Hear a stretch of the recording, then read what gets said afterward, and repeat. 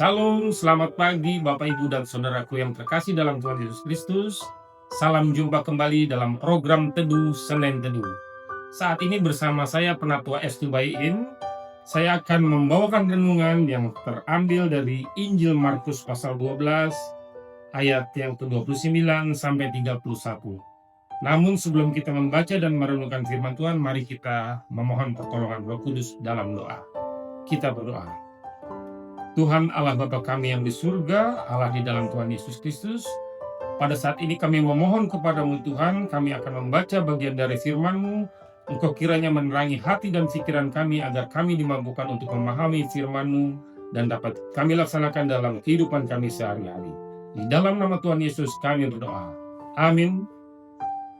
Ya, firman Tuhan saya bacakan untuk kita semua dari Markus 12 ayat 29 sampai 31. Jawab Yesus, perintah yang terutama ialah, dengarlah hai orang Israel, Tuhan Allah kita, Tuhan itu Esa. Kasihilah Tuhan Allahmu dengan segenap hatimu, dengan segenap jiwamu, dengan segenap akal budimu, dan dengan segenap kekuatanmu. Perintah yang kedua ialah, kasihilah sesamamu manusia seperti dirimu sendiri. Tidak ada perintah lain yang lebih utama daripada kedua perintah ini. Demikian firman Tuhan. Tentu yang berbahagia adalah kita yang mendengarkan firman Tuhan, merenungkan dan melaksanakan dalam kehidupan kita sehari-hari. Haleluya.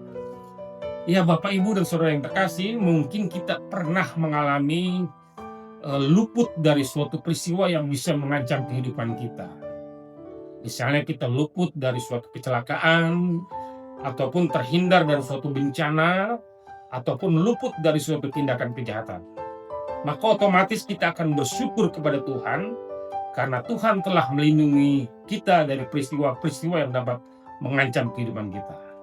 Sehingga dari hal itu kita bisa mengatakan bahwa Tuhan itu sangat baik bagi kita.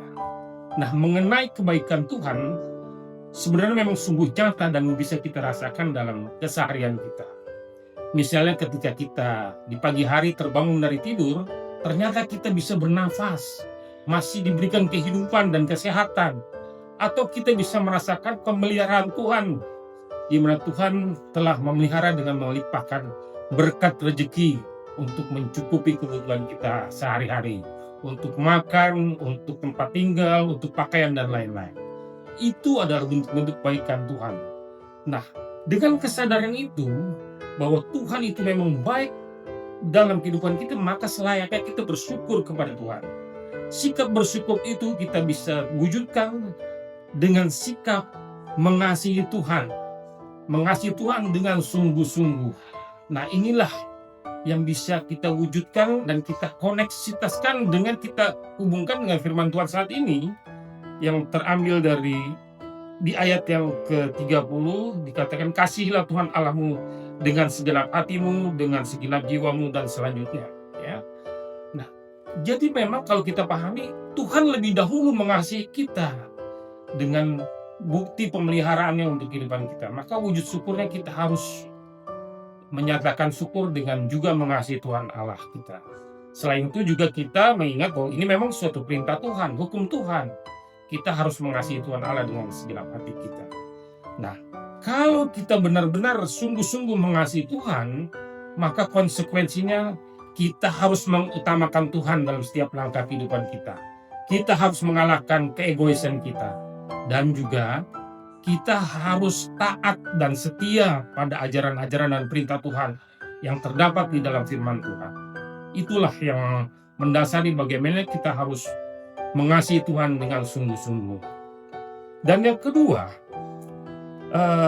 di dalam ayat yang ke-31 kita juga dididik, diajar, diingatkan oleh firman Tuhan saat ini bahwa kita juga harus mengasihi sesama manusia. Mengapa kita harus mengasihi? Kembali seperti yang tadi, ini perintah Tuhan, ini hukum Tuhan. Jadi kita semua sebagai orang yang percaya wajib mengasihi sesama manusia.